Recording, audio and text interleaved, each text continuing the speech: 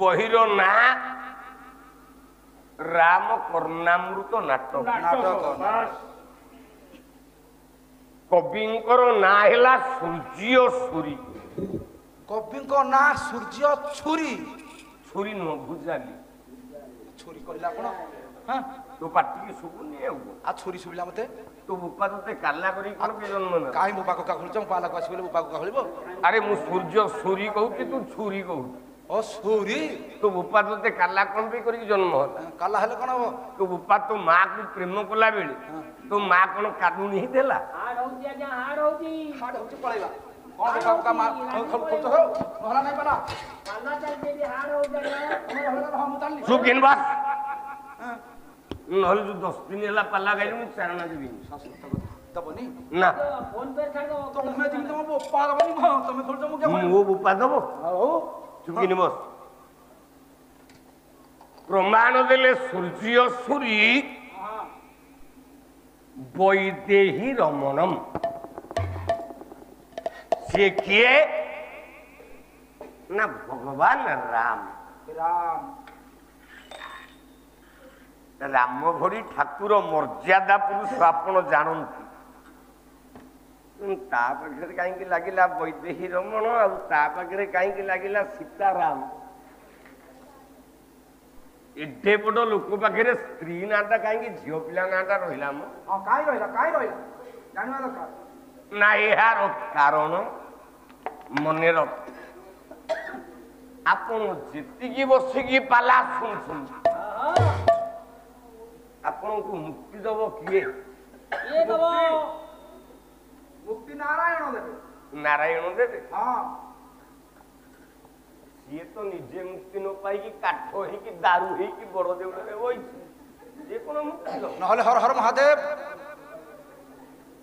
ମହାଦେବ ଦବ ହଁ ଆଉ ସିଏ ତ ଶିଳା ଲିଙ୍ଗ ହେଇକି ପଥର ହେଇକି ପଡିଛି ଜୟ ମା ହନୁମାନ ଜୟ ମା ହନୁମାନ ତ ବୋପା ଦିହିକିରେ ପାଲା ଗାଇ ଚୁକିନି ବସ ତୁ ମୋ ଗାଡି ଡ୍ରାଇଭର କାଳିଆ ନାହାନ୍ତି ଷ୍ଟେରିଂ ଧରିବା ଲୋକ ଡ୍ରେସ ପିନ୍ଧିକି ବଇ ବାପାକୁ ମା ଡାକିଛି ଆରେ ମା ମଙ୍ଗଳା ତତେ ତୋ ବାପା ବି ମୁକ୍ତି ଦେଇପାରିବନି ବାପା ବି ମୁକ୍ତି ଦବନି ଆମ ମା ଦବ ନହେଲେ କୋଉ ମା ମୁକ୍ତି ଦବନି ଜଗନ୍ନାଥ ମୁକ୍ତି ଦବନି ଶିବ ମୁକ୍ତି ଦବନି ଦୁର୍ଗା ମୁକ୍ତି ଦବନି ଅଭିରାମ ମୁକ୍ତି ଦବନି ହନୁମାନ ମୁକ୍ତି ଦବନି କେହି ମୁକ୍ତି ଦେବେନି ତାହେଲେ ମୁକ୍ତି ଦବ କିଏ ଜଣେ କିଏ ସେ ଜଣକ ଜାଣିବା ଦରକାର ନା ଆଉ ଜାଣିବା ଦରକାର କିଏ ସେଇ ଜଣକ ତତେ ଜଣେ ମୁକ୍ତି ଦବ ସେ ଜଣକ କିଏ ବ୍ରହ୍ମାଣ୍ଡରେ ଆଉ କେହି ମୁକ୍ତି ଦେଇପାରିବେନି ତତେ ଆମେ ଜାଣିବା ଦରକାର ସେ ଜଣକ କିଏ ସେ ଜଣକ ହଉଛି ତୋ ସ୍ତ୍ରୀ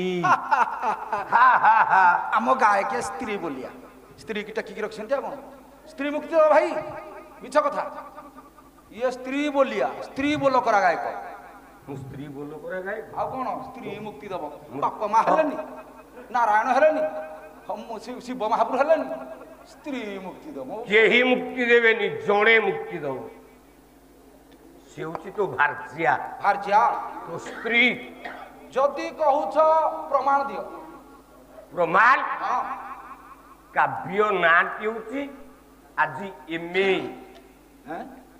ଏମଏ କ୍ଲାସରେ ପଢାଉଛି ଏ ବହି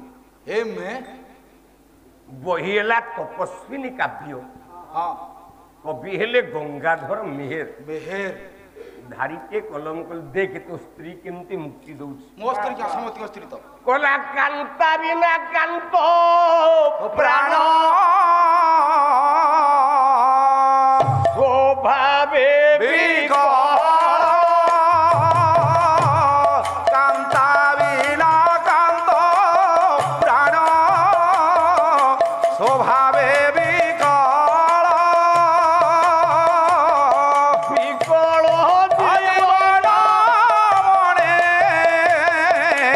জগতে বিফল হে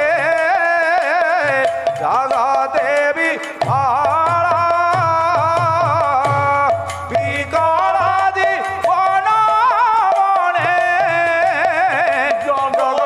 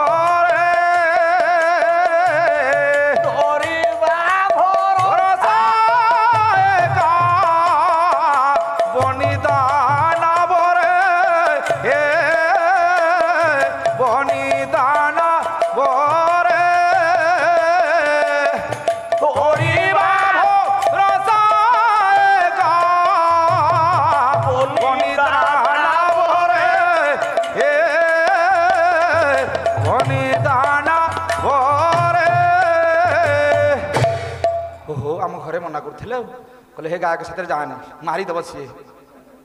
ହଁ ମନା ଦି ଦଳ ପାଲା ବାଲା ପାଲା ଗାଇକି ଗଲୁ। ପ୍ରଥମରୁ ହିଟ୍ ଆମ ଗାୟକ। ଏମିତି ପାଲା ହେଲେ ଲୋକ ରହିବେ? ବୋପାଲୋ ପାଲା ପାଇଁ ଗୋଟେ ଧାରା ଦରକାର। ପାଲା ଗାଇବା ପାଇଁ ଗାୟକର ଗୋଟେ ଷ୍ଟାମିନା ଦରକାର। ପାଲା ଗାଇବା ପାଇଁ ହେଲେ ଯେମିତି ଶ୍ରୋତାମାନେ ଟିକେ ହସିବେ, ହଁ ଆଉ ଟିକେ କାନ୍ଦିବେ। କାନ୍ଦିବେ ହସିବେ ସବୁ କରିବେ ନା ଆଉ। ଏ ଦିଟା ଜିନିଷ ଦରକାର। ହଁ ନହେଲେ ଜଣେ ଗାୟକ ହେଇପାରିବନି। ହେଇପାରିବନି। ନହେଲେ ରାତିକି 3,500 4,000 ଲେଖେ ନେଉଥିବ।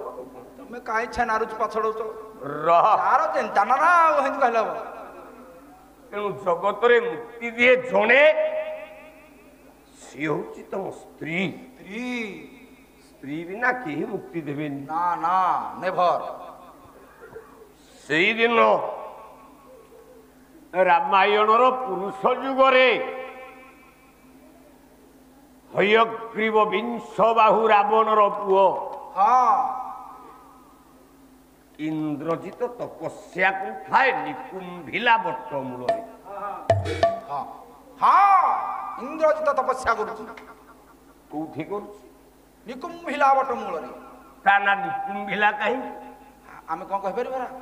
ଶୁଣ, ଆମ ଗାଁରେ ଗୋଟେ ଗହୀର ଅଛି। ସେଇ ପଡ଼ିଆ ଭିତରେ ଗୋଟେ ବରଗଛ ଅଛି।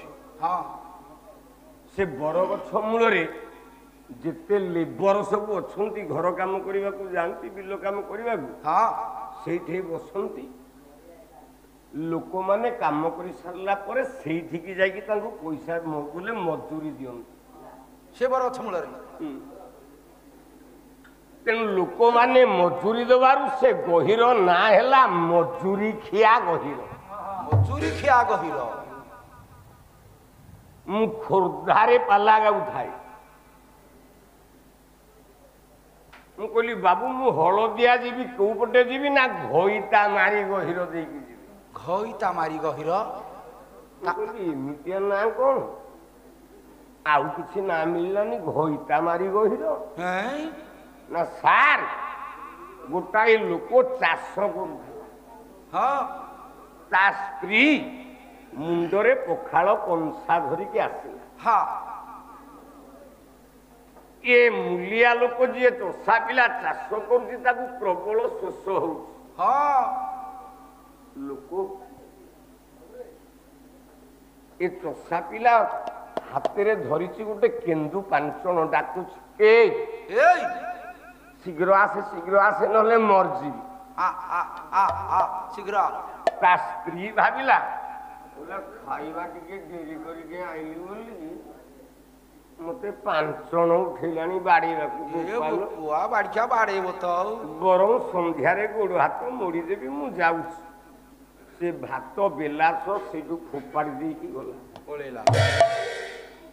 ଲୋକଟା ଗହୀର ଭିତରେ ମାଟି କାମୁଡି କାମୁଡିକି ମରିଗଲା। ମରିଗଲା। ସ୍ତ୍ରୀ ଦ୍ୱାରା ସ୍ୱାମୀ ମରିବାରୁ ତା ନାଁ ହେଲା ଘଇତା ମାରି ଗହୀର। ଘଇତା ମାରି ଗହୀର। ଏ ପୁରାଣରେ ଇନ୍ଦ୍ରଜିତ ଯୋଉ ପାତାଳ କଟକରେ ତପସ୍ୟା କଲା, ଯୋଉ ଜାଗାରେ ସେଠି ଗୋଟେ ଚଣ୍ଡୀ ରହୁଥିଲା। ଚଣ୍ଡୀ? କୋଉ ଚଣ୍ଡୀ ସିଏ? ନାଁଟା ହେଲା ନିକୁମ୍ଭିଲା ଚଣ୍ଡୀ। ନିକୁମ୍ଭିଲା ଚଣ୍ଡୀ। ଆମେ ଦେବତା କିଏ ଦେବତୀ କିଏ ଦେଖିନେ, ଚଣ୍ଡୀଟି କିଏ? ସେ ହଉଛି ଆପଣ ମାନଙ୍କ ସ୍ତ୍ରୀ। କଣ ଚଣ୍ଡୀ ଆମ ମାନଙ୍କ ସ୍ତ୍ରୀ? ଆମ ମାନଙ୍କ ସ୍ତ୍ରୀ ଗୋଟେ ଚଣ୍ଡୀ। କେମିତି ଚଣ୍ଡୀ? ହଁ ସ୍ତ୍ରୀ କି ଚଣ୍ଡୀ କହିବୁ? ପ୍ରମାଣ ନବୁ? ପ୍ରମାଣ ଦିଅ। କେମିତି ନାରୀ ହଉଛି ଚଣ୍ଡୀ? କେମିତି ଚଣ୍ଡୀ? କହିଲା ଯାହାକୁ ତୁ ବିବାହ ହେଲୁ ଶଙ୍ଖା ଶାଢ଼ୀ ଦେଇ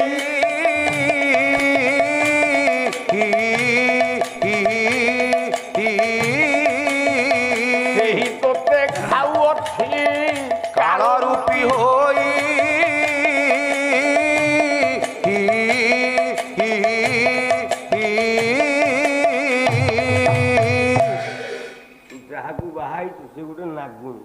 ନାଗୁଣୀ ଆଉ କେତେ ସ୍ନେହ କରୁଛି ସେ ମତେ ଆଉଁସୁଛି ମୁଁ ତାକୁ କଣ ଆଉଁସୁଛି ତୋତେ ସ୍ନେହ କରୁଛି ମଲା ଗଲା ମାତ୍ରକେ ଦିହ ମୁଣ୍ଡ ଆଉଁସିକି ଘଷା ଘଷି ବି ଦିହ ରବେ ହଉନି ଗୋଟେ ବଲର ହଉ ଆଉ କିଛି ନ ଜାଣି ଯୋଉଟା କରୁଛି ସେଇଟା କହିବୁନୁ ତୋ ସ୍ତ୍ରୀ ଗୋଟେ ନାଗୁ ହଁ ଆପଣଙ୍କ ସ୍ତ୍ରୀ ହେଇଥିବ ମୋ ସ୍ତ୍ରୀ କିଆ ନାଗୁଣୀ ମୁଁ କହୁନି ଆଉ ବାଇଆ ବାବା ବାଇଆ ଗୀତାର ଧାଡ଼ିଏ କହିଲି କହିଲା ମାଟି ମୋ ହସ୍ତେ ଧରାଇ ଦେଲା କାଳ ନାଗୁଣୀ ଗୁଣି ହେରେଲା କାଳ ନାଗୁଣୀ ହେରେଲା କାଳ ନାଗୁଣୀ ମାଇ ପରୁ ପରେ ମୋ ଗଠର ପକାଏ ହାଣି ଆଇ ପରୁ ପରେ ମଗ ଛଚେର ପକାଏ ହାଣି ହେ ମୋର ପକାଏ ହାଣି ଆଇ ପରୁ ପରେ ମଗ ଛଚେର ପକାଏ ହାଣି ଇନ୍ଦା ନାଚ ଦେଖୁଛୁ ମୋ ସାରଙ୍କର ଢେଙ୍କି କୁଟା ନାଚ ଏଟା ଆଜାଡ଼ି ଢେଙ୍କି ଗୋଟେ ନା ଢେଙ୍କି କୁଟା ନାଚ ତୁ କିନି ବସ ମୋ ଯୋଉଟା ସତ କଥା କହିବି